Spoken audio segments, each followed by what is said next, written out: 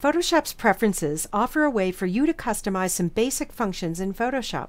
If most of the work you do in Photoshop is on images for the web, I suggest that you change at least one preference, the preference for units of measurement, from inches to pixels, to correspond to the way that images are displayed on screen. This will ensure that Photoshop's rulers are set to pixels by default. You might also want to change the preference that controls the color of Photoshop's guides to make them easier to see. Before I show you how to change those preferences, let me open Photoshop's horizontal and vertical rulers to show them to you. I'll make my rulers visible by going to the application bar and clicking on the View Extras menu and choosing Show Rulers. The rulers are useful for measuring, of course, but also for positioning items in a web composition. You can see that my rulers are currently measuring in inches, which is the default unit of measurement in Photoshop. I could change the rulers to pixels on the fly by control-clicking, that's right-clicking on a PC, on either of the rulers and choosing pixels from the pop-up menu. If I ever need to switch back to inches, for example, if I were working on a print job, I could do that on the fly the same way. However, if most of what I do is working with images for the web or screen, it's more efficient to start with my rulers set to pixels by default. For that, I'll modify a preference. To change a preference on a Mac, I'll go to the Photoshop menu.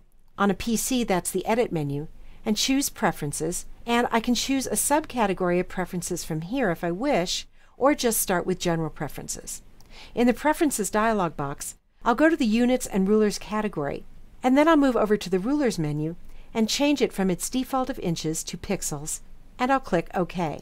Now you can see that my rulers are set to pixels, and every time I open my rulers, they'll start set to pixels unless I go in and change the preference back to inches. When I have my rulers open, I also have access to guides. Guides are useful for positioning and measuring as I'm laying out a web page. To create a guide, I can go to either the horizontal ruler or the vertical ruler and click and drag to bring out a guide and drop it wherever I want.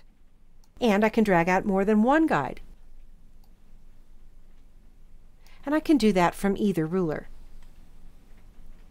By default, the guides are cyan. If that color doesn't show up clearly against a particular image, you can change the color in Preferences. To do that, I'll go back to Photoshop on the Mac or Edit on the PC and choose Preferences, and this time I'm going to choose my subcategory from this menu. I'll choose Guides, Grid, and Slices. I'll move to the Guides area and to the Color menu, and I'll change the color. In this case, I might choose green rather than cyan.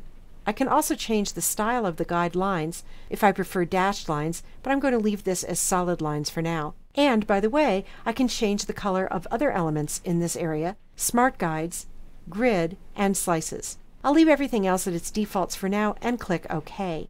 And as you can see, my guidelines have changed color to green. While we're on the subject of rulers and guides, a few words about how to use them. You can adjust the origin point of the rulers by clicking in the top left corner of the document window and dragging to wherever you want the 0, 0 points to be. So now 0 on the horizontal ruler is here and 0 on the vertical ruler is here, and that will help me to measure the size of this photograph. If I want to put the ruler's origin points back to their default location, I'll double-click in the top left corner of the document window. Guides can be useful for showing you where you are on the ruler. This horizontal guide is now pointing to the 160 mark on the vertical ruler. I can make my guides temporarily invisible by going to the View Extras menu on the application bar and unchecking Show Guides. To bring my guides back, I'll go back to that menu and choose Show Guides. If I want to delete one of the guides, I'll select the Move tool in the toolbox. I'll hover over the guide until I see the double-pointed arrow, and then I'll click and drag off the canvas to remove that guide. If I want to remove all of the guides, I'll go up to the View menu at the top of the screen and I'll choose Clear Guides. And now all my guides are gone permanently. As you can see, rulers and guides can be very useful when you're designing a web page layout or working on another kind of web image.